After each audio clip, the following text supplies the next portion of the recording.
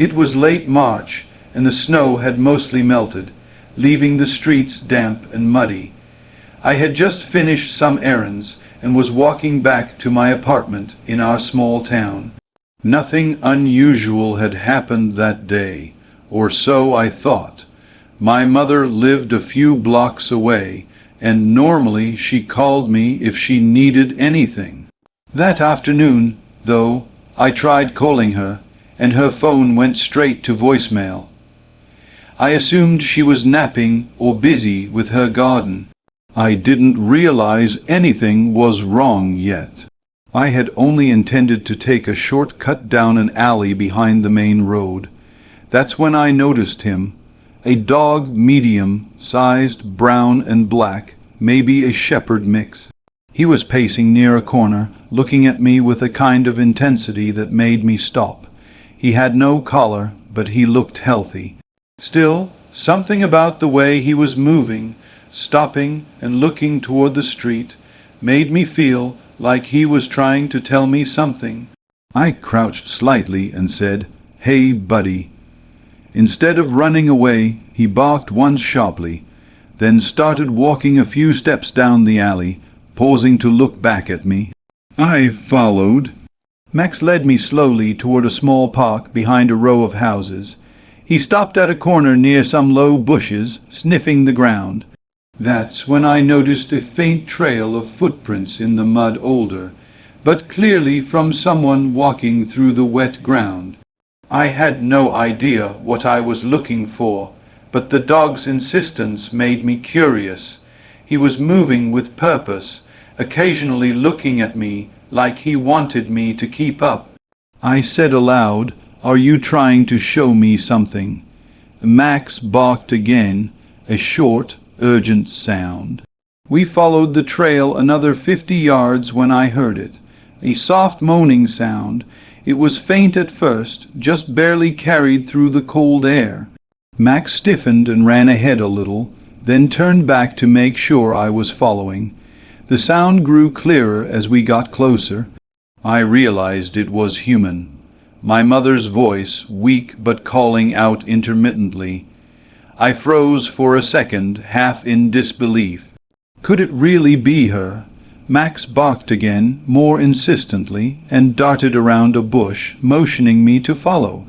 I rounded the same bush and saw her. She had slipped off the edge of a small embankment near the creek behind the park. It wasn't deep, maybe 6 or 7 feet, but she had landed awkwardly and couldn't climb back up. Her ankle was twisted badly, and she was trying to pull herself up.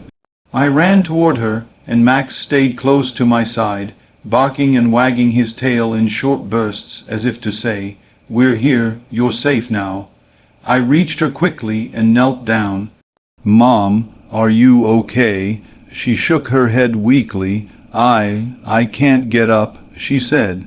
I took a quick look around. The embankment was muddy and slippery. There was no one else in sight. If I tried to pull her up by myself, we could both slip. Max stayed near her side, nudging her gently with his nose as if to comfort her. I patted him and said, "Okay, buddy, you're a good boy. Just stay calm." I looked back at the road. The car was about a 5-minute walk, but carrying her through the mud alone would be difficult. We needed a plan. I pulled out my phone and tried calling a neighbor first. No answer. Then I called my brother, explaining quickly where we were and what happened. Max stayed calm while I talked, lying down beside my mother. He kept nudging her hand with his nose, like he could feel her pain.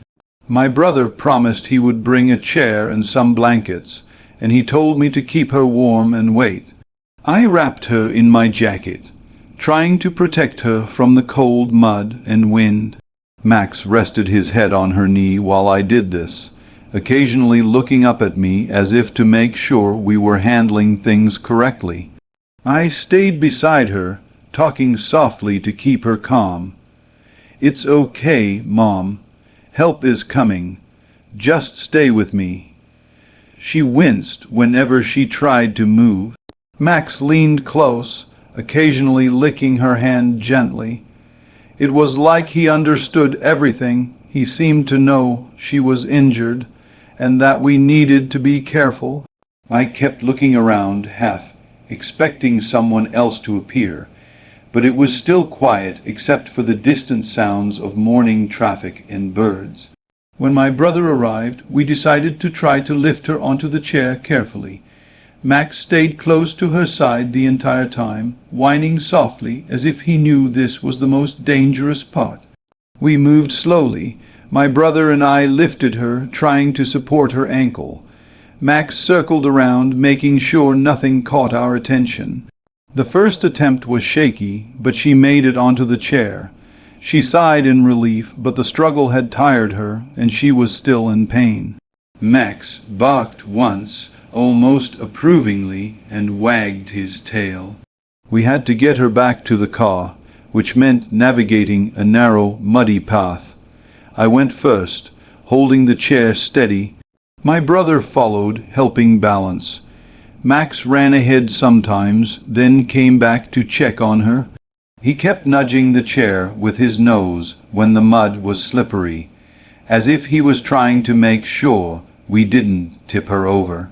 It was the most careful, focused I've ever seen a dog. He didn't leave her side for a single second. About halfway, we hit a particularly muddy section. The chair sank slightly, and my mother winced loudly. I froze. I didn't want her to panic. My brother tried to pull the chair out, but it was stuck. Max ran around, barking, and nudged the front wheel with his snout. Then he barked at me, looking directly at my face, like he was trying to tell me something. I realized he was signaling that we needed to adjust. We tilted the chair slightly and shifted her weight carefully. Max barked again, as if cheering us on, and it worked. The chair slid free, and we continued. Finally, we reached the pavement. The car was only a few meters away. My mother looked exhausted, but relieved. "Thank God," she whispered. Max stayed close the entire time, sniffing her ankle gently and pressing against her side occasionally. I knelt to thank him. "Good boy, Max. You did it. You stayed with her the whole time." He wagged his tail and barked softly, as if he knew he had done something important. We loaded her into the car carefully. Max hopped in the back seat, settling close to her feet. He stayed quiet the entire drive, occasionally nudging her hand with his nose. It was like he was making sure she was safe until we got to the clinic. I've never seen an animal behave so purposefully, so calmly in a situation that could have been dangerous for both of us. At the clinic, they took her immediately to check the ankle and for any other injuries. I stayed with Max in the waiting area, petting him and trying to calm both him and myself. Even after the initial stress, he stayed alert, occasionally standing to look toward the treatment room.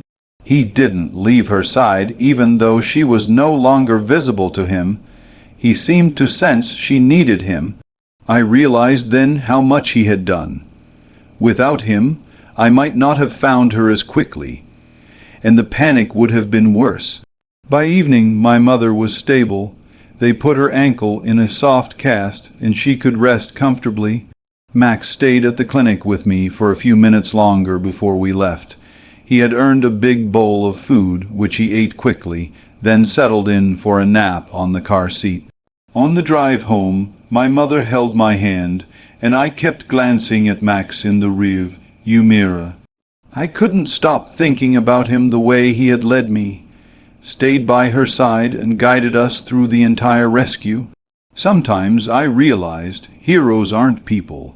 Sometimes they have 4 legs, a wagging tail, and a heart big enough to lead someone to safety.